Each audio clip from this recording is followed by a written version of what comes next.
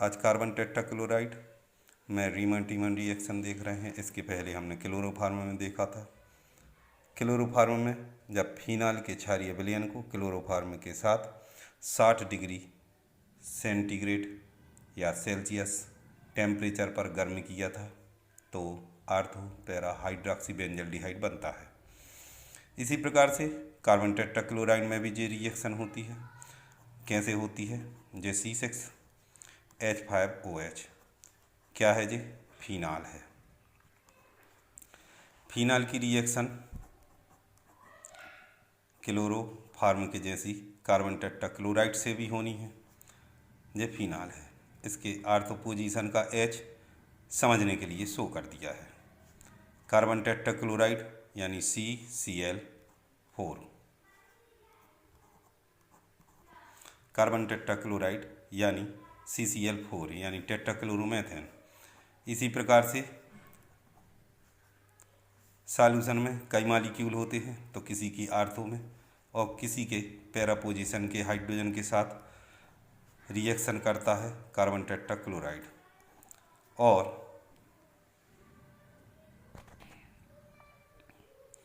Reaction करने के बाद HCl के रूप में निकलता है।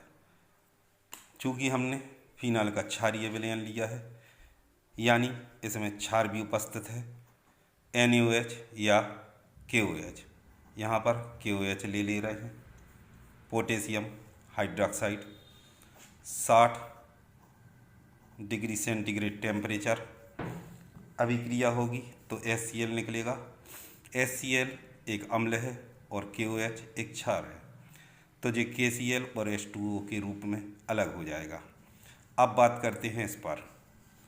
तो C6 यहाँ पर H5 था, एक हाइड्रोजन और निकला तो C6H4 बचा। C6H4OH CCl3। इसी प्रकार से सेकंड मॉलिक्यूल में C6H4OH CCl3। इसमें एक प्रकार से 2 HCl निकल गए। अब इन पर आगे सोडियम हाइड्रॉक्साइड या पोटेशियम हाइड्रॉक्साइड क्रिया करता है। यहाँ हमने पोटेशियम हाइड्रॉक्साइड लिया है इसलिए पोटेशियम हाइड्रॉक्साइड क्रिया करेगा। अब पोटेशियम हाइड्रॉक्साइड क्लोरीन पर क्रिया करता है। KOH के 3 मॉलिक्यूल।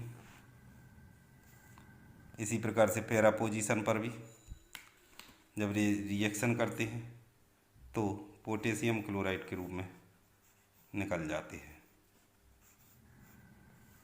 इसी प्रकार से यहाँ भी 3 पोटेशियम क्लोराइड निकलेंगे।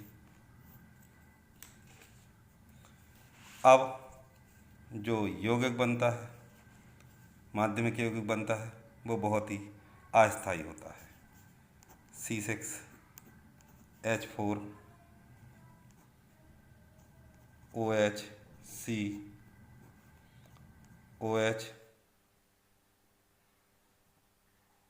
OH। इसी प्रकार से C6H4OH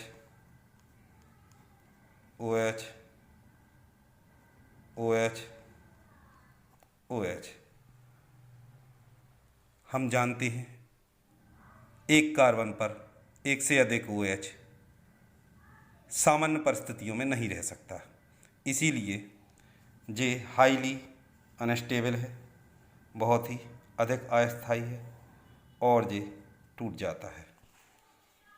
कैसे टूटता है? H2O के रूप में टूटता है। जैसे यहाँ पर देखें, ये टूट गया, ये टूट गया, इसमें से 2H2O निकल गए।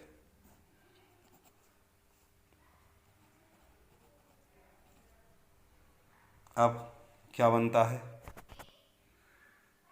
ये टूटता है और बनता है C6H4OH। यहाँ पर गौर करो, COOH, COOH। इसी प्रकार से पैरा पोजीशन पर COOH, यहाँ पर 2H2O निकल जाता है और बनता है C6H4COOH। नीचे भी बनेगा C6H4OH COOH, ortho hydroxy benzoic acid और पैरा हाइड्रॉक्सी बेंजोइक एसिड। इस प्रकार से रीमन टीमन रिएक्शन होती है। Ortho hydroxy benzoic acid salicylic acid के नाम से भी इसको जानते हैं। ऊपर वाला आर्थो हाइड्रॉक्सी बेंजोइक एसिड, ये पैरा हाइड्रॉक्सी बेंजोइक एसिड। इसी प्रकार से क्लोरोफॉर्म में देखी थी, ये कार्बन टेट्रा क्लोराइड में है।